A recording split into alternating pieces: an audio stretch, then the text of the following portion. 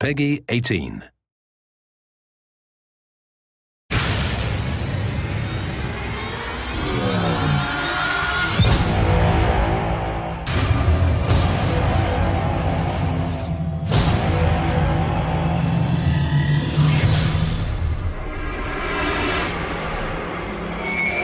One of the things that we really wanted to make sure that we did with Inversion is that we integrated the gravity powers into the game in a meaningful way so that they didn't feel forced. It feels much more like it's part of the experience. And not only that, but we've tied it into the story, we've tied it into the environments, and in many respects we've substituted gravity with some of the other weapons you might have in the game, so not only does it not feel forced, or it's all the player has. In the beginning of Inversion, you get dropped into Vanguard City. It's a very sort of everyday urban environment. One of the things that we really wanted to achieve with the game was to create a city which looked like a city that anybody could have potentially lived in. Our artists took a lot of reference from like Brazil, Portugal. You could be in Rio de Janeiro, you could be in New York City, I mean, you could even be in Cleveland. As the player progresses through the game world and the story opens up, and the environments will get wackier and wackier. So you start to see the Ludadors build their sort of structures out off of your walls. You will see some pretty different things as you progress, and then once you get to the end, it's going to be something like you've never seen before. The interesting thing actually is when we started to work on the game, the original concept was just gravity. And we decided, you know what, this is so cool to have all these objects floating. It looks so impressive from a physics standpoint. We should probably let the player manipulate those objects. So gravity can affect the environment in multiple ways. You can shoot a low-G projectile, create an impulse, and lift objects up into the air.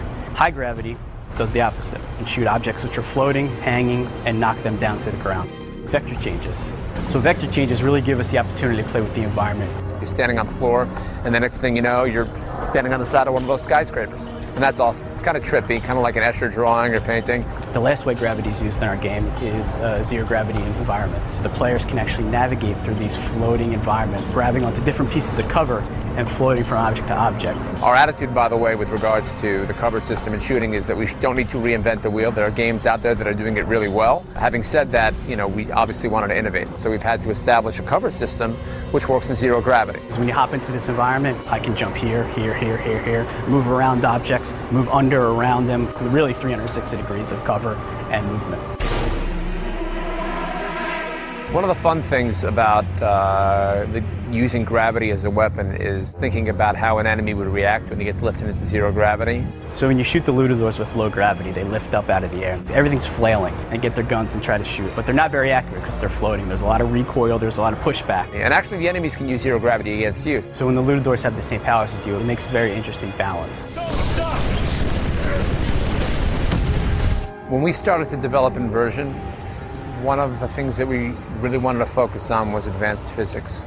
Tons of things are destructible in Inversion. Everything from cover to cars to just debris, all kinds of things in the game are destructible. We work with Havoc on creating Havoc Destruction. So Havoc Destruction really allows us to do a lot of cool things that really haven't been seen before. Just completely just mess up and just destroy everything around you. Not only are we doing incredible things with physics and destruction on the single player campaign, but we're allowing for that physics to take place in multiplayer as well.